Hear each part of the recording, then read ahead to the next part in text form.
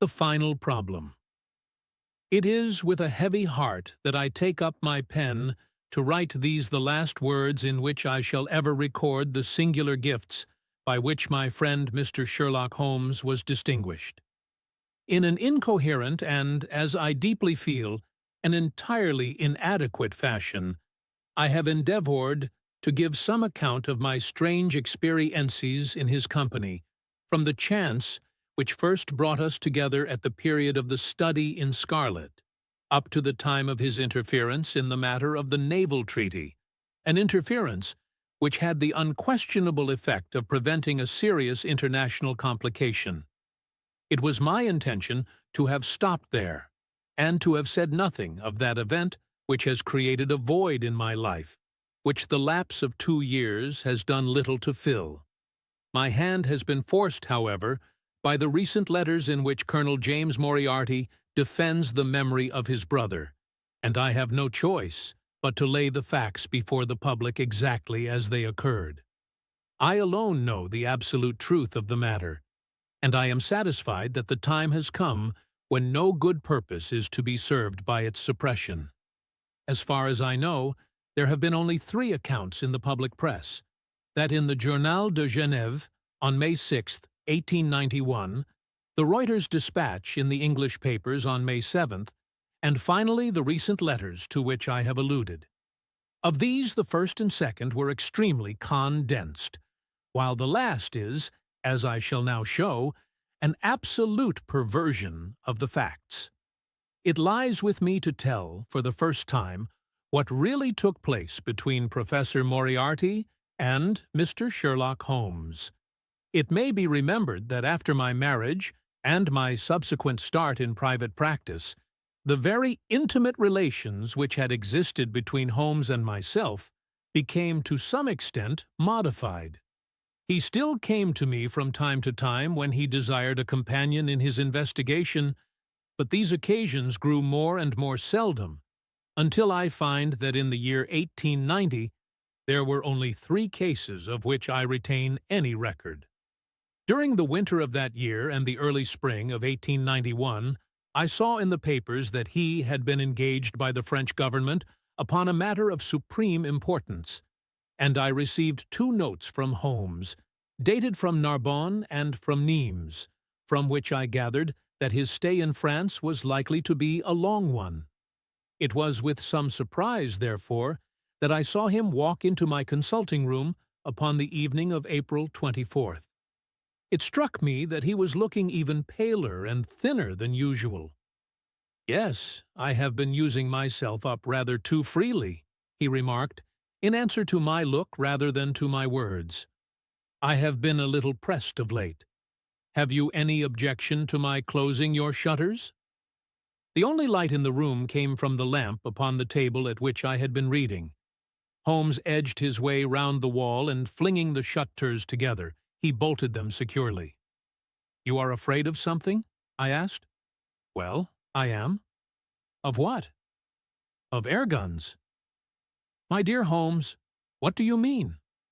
"I think that you know me well enough, Watson, to understand that I am by no means a nervous man. At the same time, it is stupidity rather than courage to refuse to recognize danger when it is close upon you. Might I trouble you for a match?" He drew in the smoke of his cigarette as if the soothing influence was grateful to him. "I must apologize for calling so late," said he, "and I must further beg you to be so unconventional as to allow me to leave your house presently by scrambling over your back garden wall." "But what does it all mean?" I asked.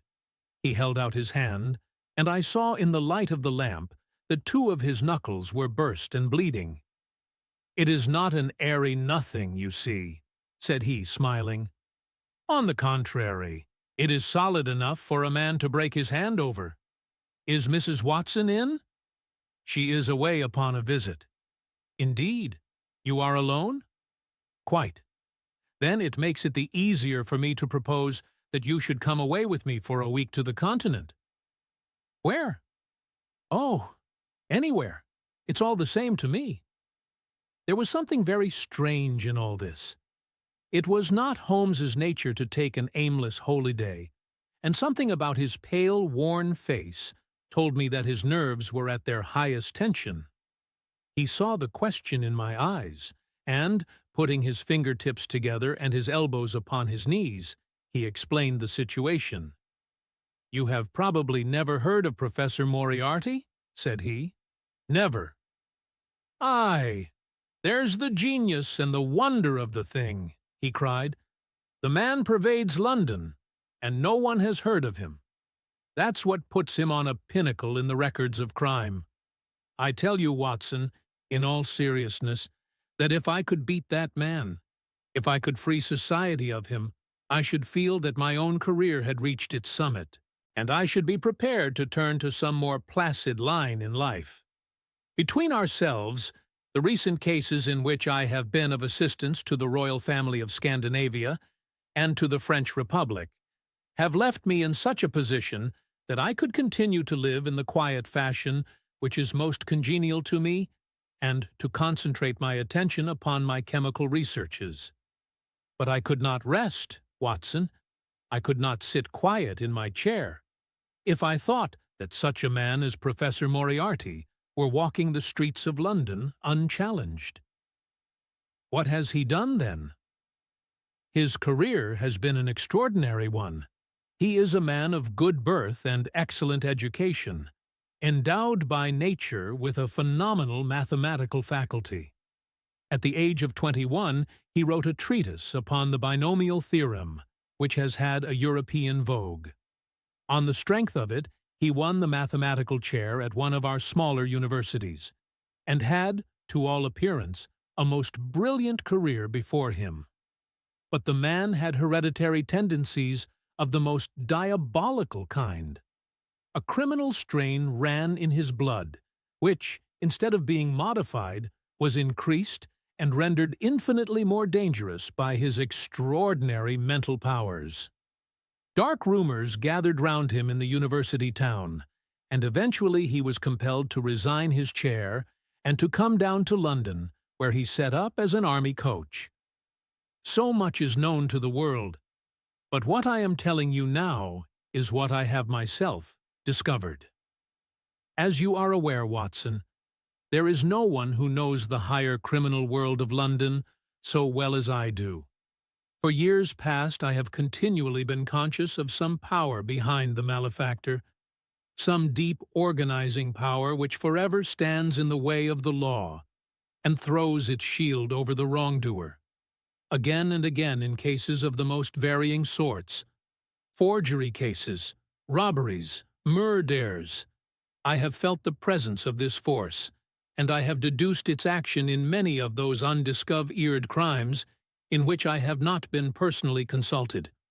For years I have endeavored to break through the veil which shrouded it, and at last the time came when I seized my thread and followed it, until it led me, after 1,000 cunning windings, to ex-Professor Moriarty of mathematical celebrity. He is the Napoleon of crime, Watson. He is the organizer of half that is evil and of nearly all that is undetected in this great city. He is a genius, a philosopher, an abstract thinker. He has a brain of the first order. He sits motionless, like a spider in the center of its web. But that web has 1,000 radiations, and he knows well every quiver of each of them. He does little himself. He only plans. But his agents are numerous and splendidly organized. Is there a crime to be done, a paper to be abstracted, we will say, a house to be rifled, a man to be removed? The word is passed to the professor. The matter is organized and carried out. The agent may be caught. In that case, money is found for his bail or his defense. But the central power which uses the agent is never caught, never so much as suspected. This was the organization which I deduced, Watson, and which I devoted my whole energy to exposing and breaking up. But the professor was fenced round with safeguards so cunningly devised that, do what I would, it seemed impossible to get evidence which would convict in a court of law. You know my powers, my dear Watson, and yet at the end of 3 months I was forced to confess that I had at last met an antagonist who was my intellectual equal. My horror at his crimes was lost in my admiration at his skill. But at last he made a trip, only a little trip, but it was more than he could afford when I was so close upon him. I had my chance, and, starting from that point, I have woven my net round him, until now it is all ready to close. In 3 days, that is to say, on Monday next, matters will be ripe, and the professor, with all the principal members of his gang, will be in the hands of the police. Then will come the greatest criminal trial of the century, the clearing up of over 40 mysteries, and the rope for all of them. But if we move at all prematurely, you understand, they may slip out of our hands even at the last moment. Now, if I could have done this without the knowledge of Professor Moriarty, all would have been well. But he was too wily for that. He saw every step which I took to draw my toils round him. Again and again he strove to break away, but I as often headed him off. I tell you, my friend, that if a detailed account of that silent contest could be written, it would take its place as the most brilliant bit of thrust and parry work in the history of Detection. Tion. Never have I risen to such a height, and never have I been so hard-pressed by an opponent. He cut deep, and yet I just undercut him. This morning the last steps were taken, and 3 days only were wanted to complete the business. I was sitting in my room thinking the matter over, when the door opened and Professor Moriarty stood before me. My nerves are fairly proof, Watson, but I must confess to a start when I saw the very man who had been so much in my thoughts standing there on my threshold. His appearance was quite familiar to me. He is extremely tall and thin, his forehead domes out in a white curve, and his 2 eyes are deeply sunken in his head. He is clean-shaven, pale, and ascetic-looking, retaining something of the professor in his features. His shoulders are rounded from much study, and his face protrudes forward, and is forever slowly oscillating from side to side in a curiously reptilian fashion. He peered at me with great curiosity in his puckered eyes. "You have less frontal development than I should have expected," said he at last. "It is a dangerous habit to finger loaded firearms in the pocket of one's dressing gown." The fact is that upon his entrance I had instantly recognized the extreme personal danger in which I lay. The only conceivable escape for him lay in silencing my tongue.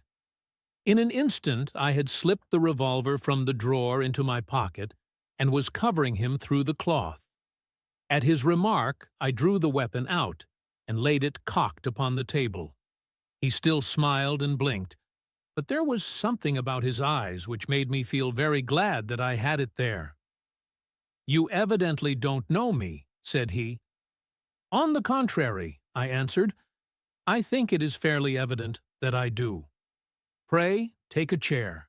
I can spare you 5 minutes if you have anything to say." "All that I have to say has already crossed your mind," said he.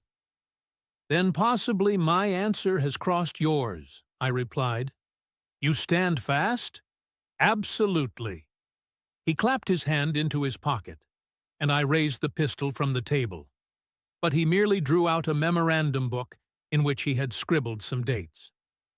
"You crossed my path on the 4th of January, said he. "On the 23rd, you incommoded me. By the middle of February, I was seriously inconvenienced by you. At the end of March, I was absolutely hampered in my plans. And now, at the close of April, I find myself placed in such a position through your continual persecution that I am in positive danger of losing my liberty. The situation is becoming an impossible one. Have you any suggestion to make?" I asked. "You must drop it, Mr. Holmes," said he, swaying his face about. "You really must. you know." "After Monday," said I. "Tut, tut," said he. "I am quite sure that a man of your intelligence will see that there can be but one outcome to this affair. It is necessary that you should withdraw. You have worked things in such a fashion that we have only one resource left. It has been an intellectual treat to me to see the way in which you have grappled with this affair, and I say, unaffectedly, that it would be a grief to me to be forced to take any extreme measure. You smile, sir, but I assure you that it really would." "Danger is part of my trade," I remarked. "That is not danger," said he. "It is inevitable destruction. You stand in the way not merely of an individual, but of a mighty organization, the full extent of which you, with all your cleverness, have been unable to realize. You must stand clear, Mr. Holmes, or be trodden underfoot." "I am afraid," said I, rising, "that in the plea, sure, of this conversation, I am neglecting business of importance, which awaits me elsewhere." He rose also, and looked at me in silence, shaking his head sadly. "Well, well," said he at last, "it seems a pity. But I have done what I could. I know every move of your game. You can do nothing before Monday. It has been a duel between you and me, Mr. Holmes. You hope to place me in the dock? I tell you that I will never stand in the dock. You hope to beat me. I tell you that you will never beat me. If you are clever enough to bring destruction upon me, rest assured that I shall do as much to you." "You have paid me several compliments, Mr. Moriarty," said I. "Let me pay you one in return when I say that if I were assured of the former eventuality, I would, in the interests of the public, cheerfully accept the latter."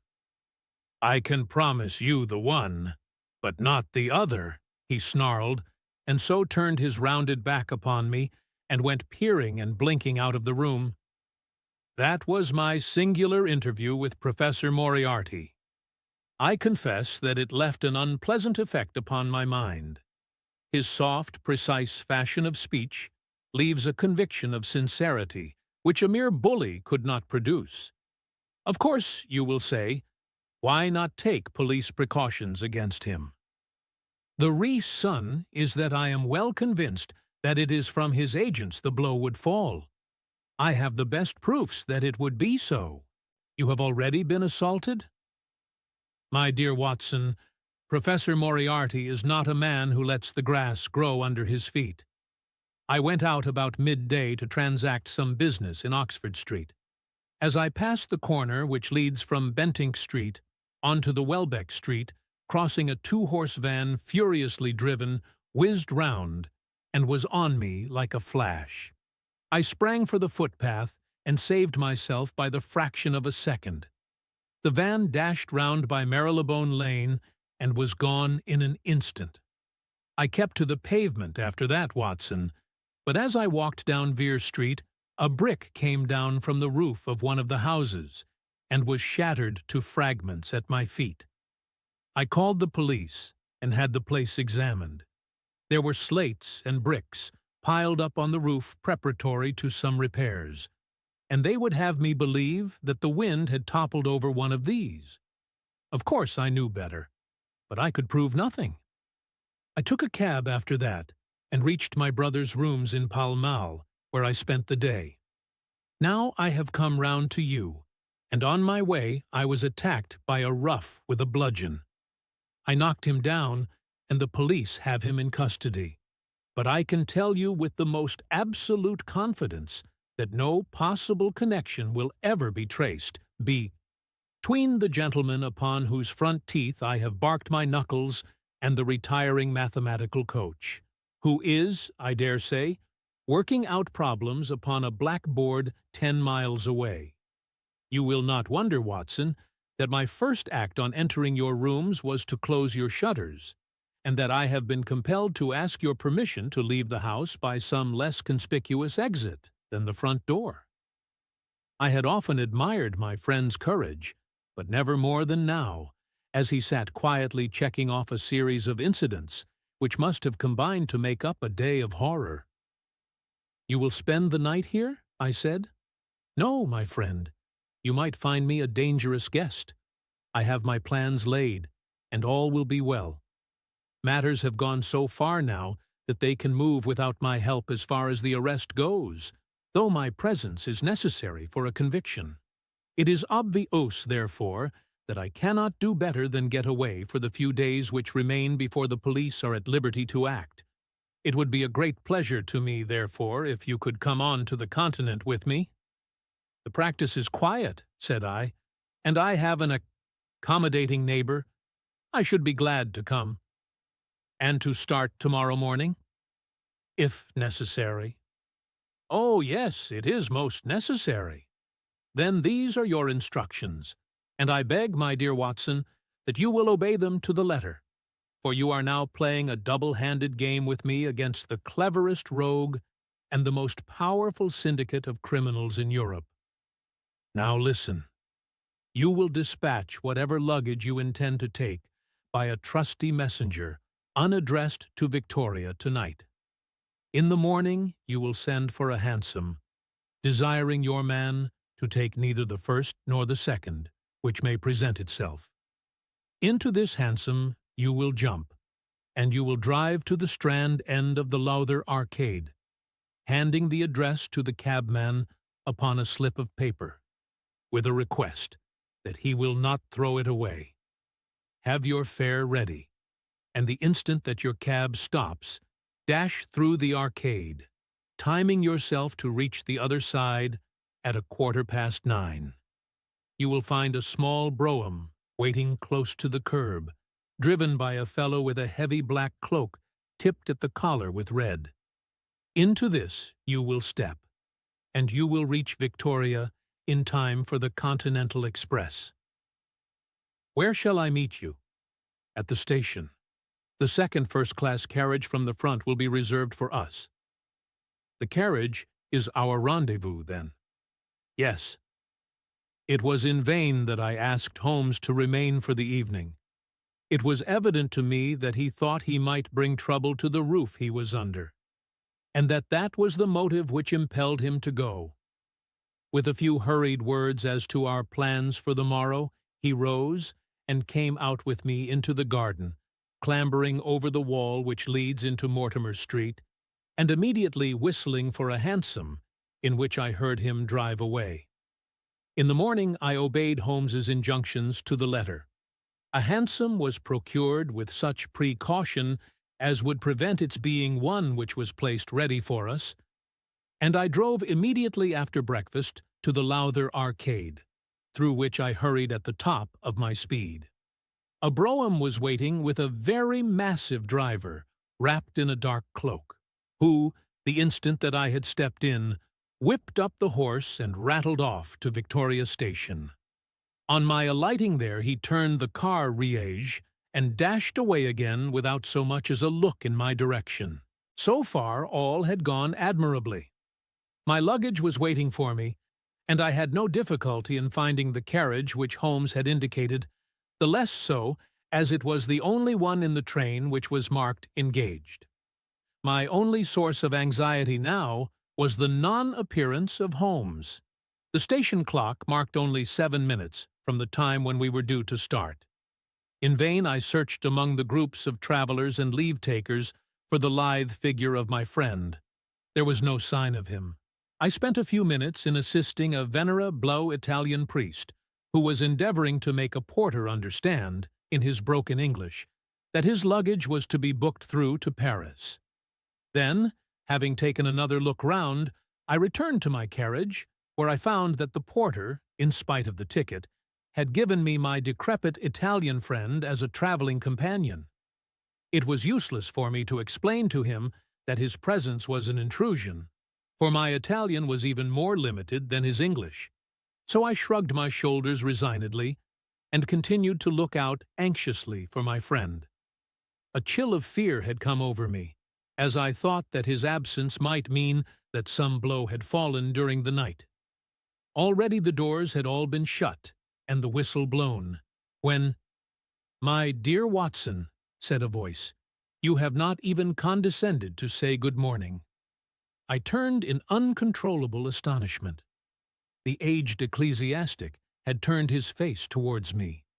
For an instant the wrinkles were smoothed away, the nose drew away from the chin, the lower lip ceased to protrude, and the mouth to mumble. The dull eyes regained their fire, the drooping figure expanded. The next, the whole frame collapsed again, and Holmes had gone as quickly as he had come. "Good heavens!" I cried. "How you startled me!" "Every precaution is still necessary," he whispered. "I have reason to think that they are hot upon our trail. Ah, there is Moriarty himself." The train had already begun to move as Holmes spoke.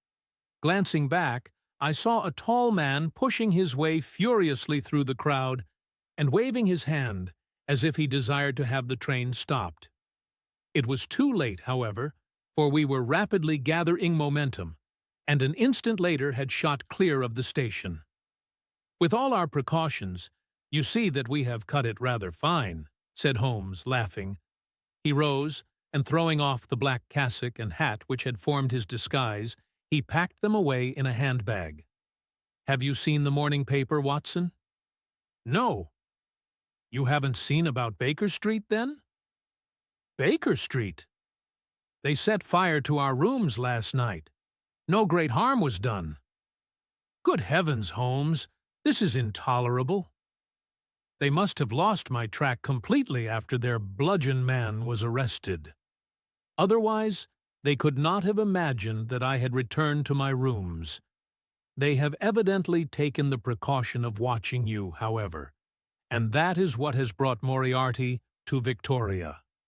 You could not have made any slip in coming. I did exactly what you advised. Did you find your brougham?" "Yes, it was waiting." "Did you recognize your coachman?" "No." "It was my brother Mycroft. It is an advantage to get about in such a case, without taking a merce. Nary into your confidence. But we must plan what we are to do about Moriarty now.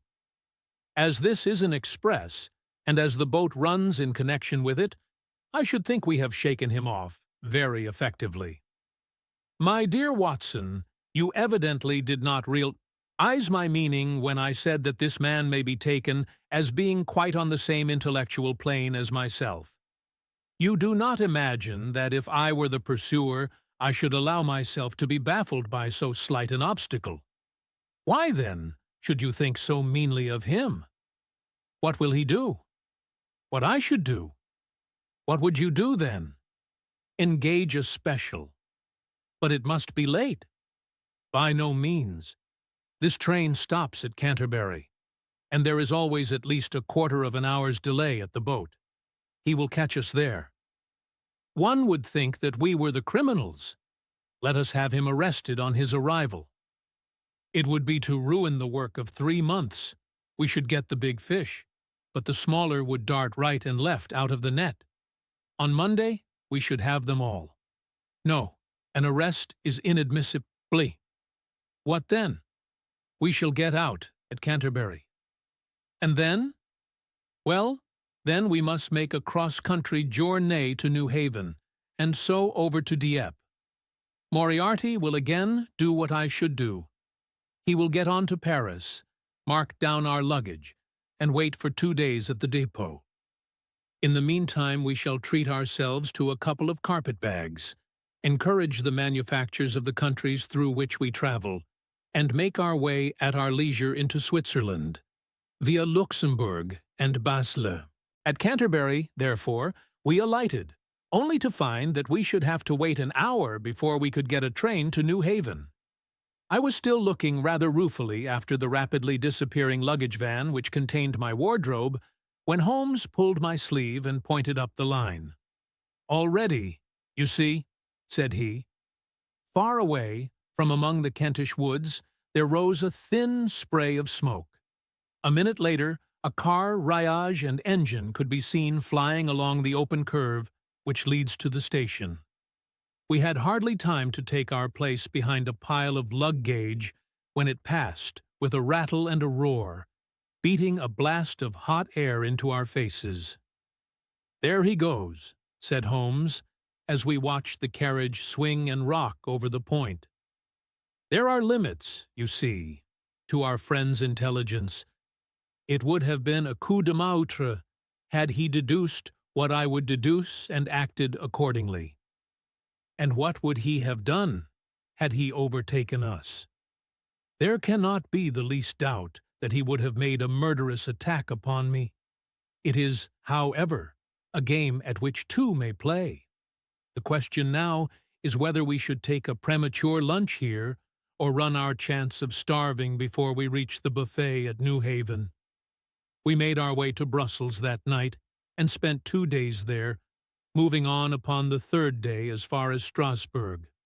On the Monday morning, Holmes had telegraphed to the London police, and in the evening we found a reply waiting for us at our hotel.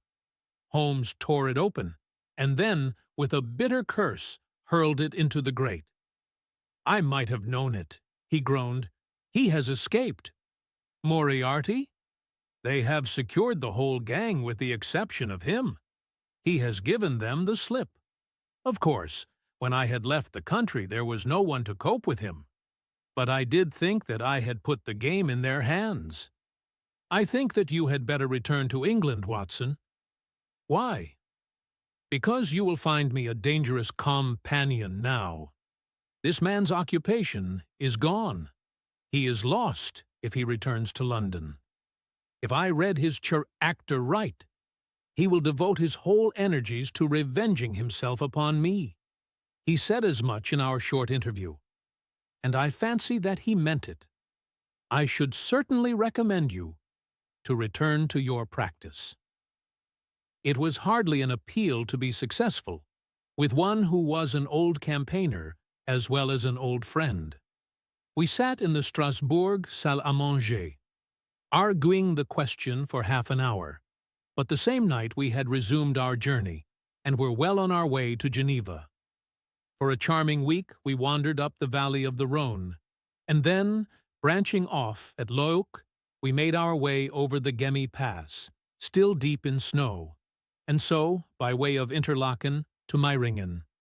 It was a lovely trip, the dainty green of the spring below, the virgin white of the winter above.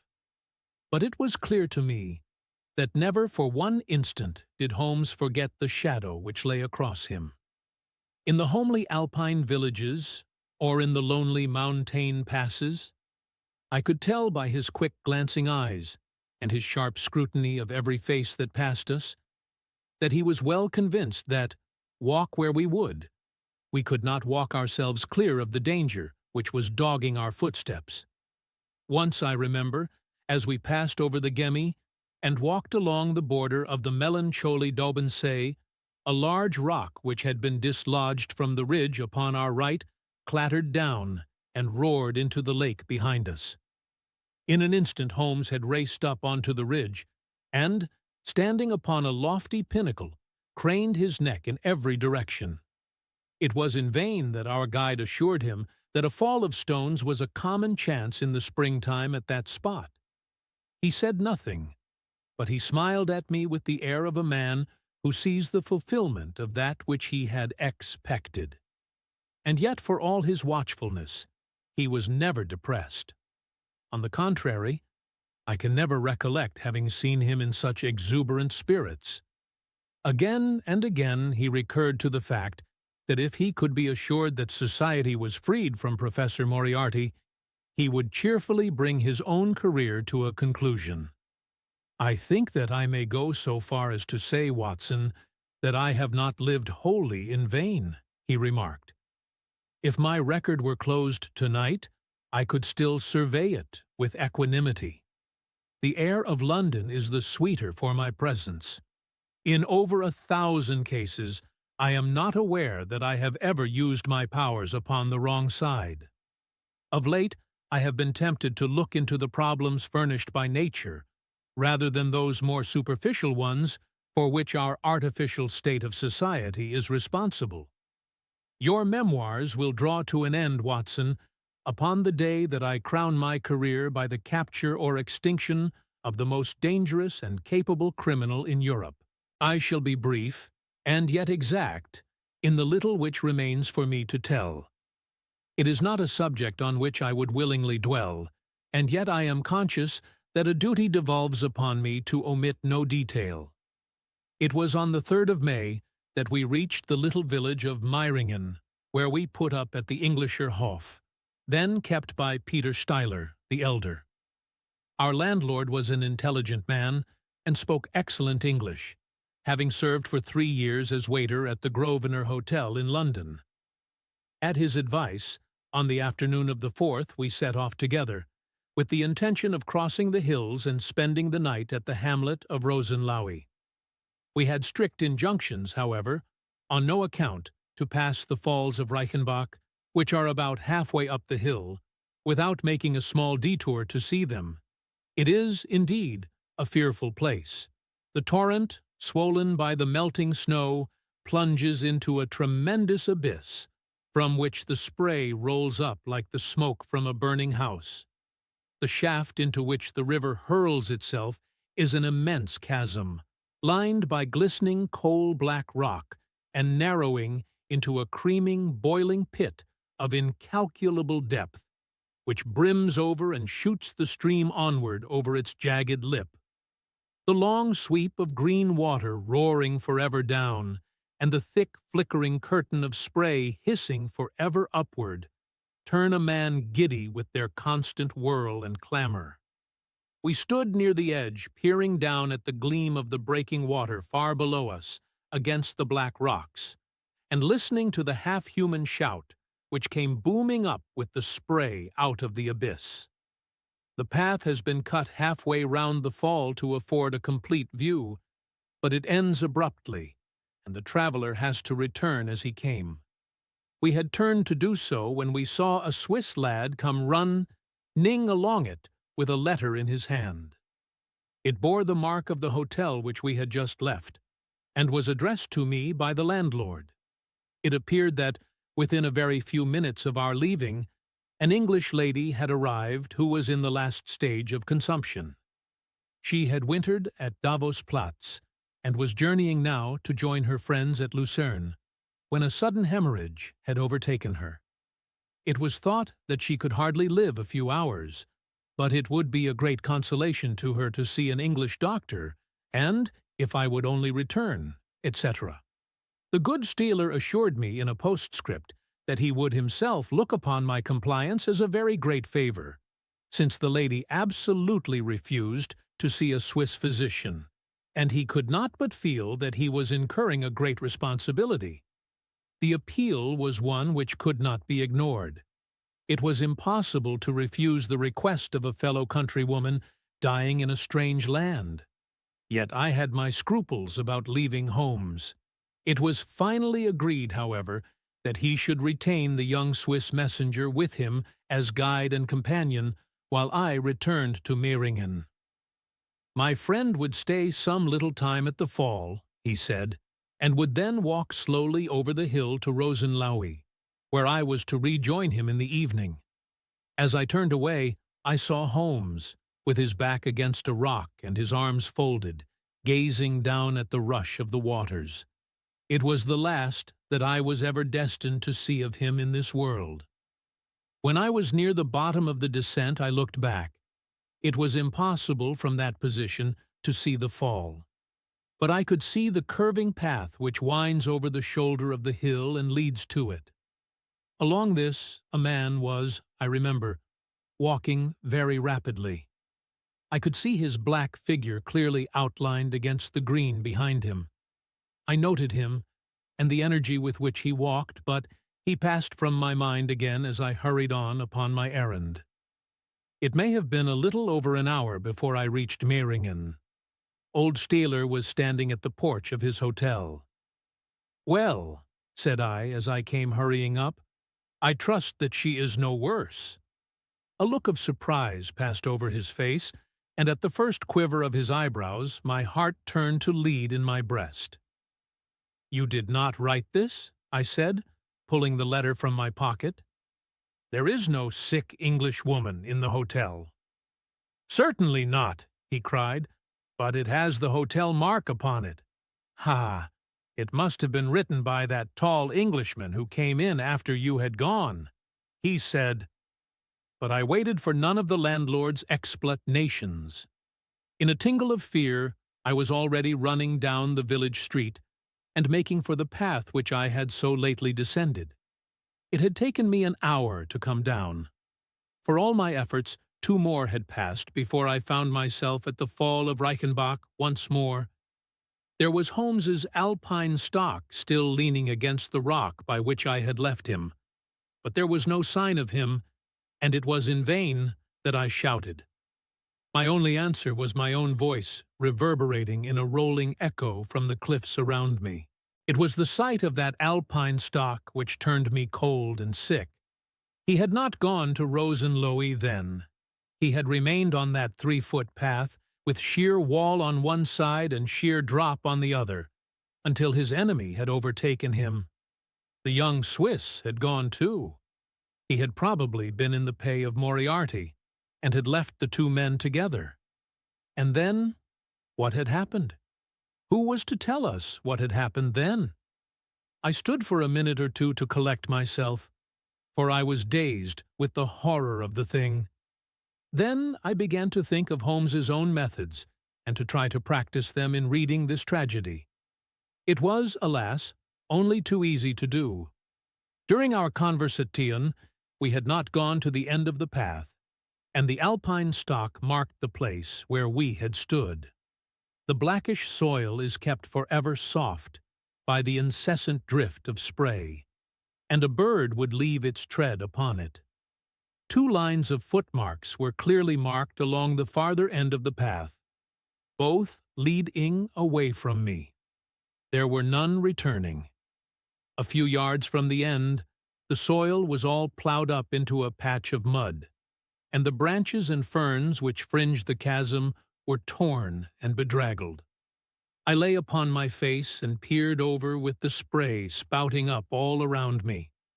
It had darkened since I left, and now I could only see here and there the glistening of moisture upon the black walls, and far away down at the end of the shaft the gleam of the broken water. I shouted, but only the same half-human cry of the fall was borne back to my ears. But it was destined that I should after all have a last word of greeting from my friend and comrade. I have said that his alpine stock had been left leaning against a rock which jutted onto the path.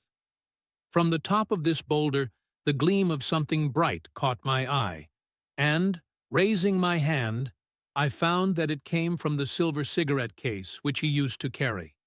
As I took it up, a small square of paper, upon which it had lain, fluttered down onto the ground. Unfolding it, I found that it consisted of 3 pages torn from his notebook and addressed to me. It was characteristic of the man that the direction was as precise, and the writing as firm and clear, as though it had been written in his study. "My dear Watson," it said, "I write these few lines through the courtesy of Mr. Moriarty, who awaits my convenience for the final discussion of those questions which lie between us. He has been giving me a sketch of the methods by which he avoided the English police, and kept himself informed of our movements. They certainly confirm the very high opinion which I had formed of his abilities. I am pleased to think that I shall be able to free society from any further effects of his presence, though I fear that it is at a cost which will give pain to my friends, and especially, my dear Watson, to you. I have already explained to you, however, that my career had in any case reached its crisis, and that no possible conclusion to it could be more congenial to me than this. Indeed, if I may make a full confession to you, I was quite convinced that the letter from Meiringen was a hoax, and I allowed you to depart on that errand under the persuasion that some development of this sort would follow.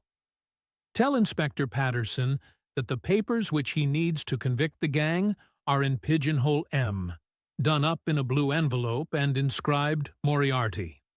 I made every disposition of my property before leaving England and handed it to my brother Mycroft. Pray give my greetings to Mrs. Watson, and believe me to be, my dear fellow, very sincerely yours, Sherlock Holmes. A few words may suffice to tell the little that remains. An examination by experts leaves little doubt that a personal contest between the two men ended, as it could hardly fail to end in such a situation, in their reeling over, locked in each other's arms.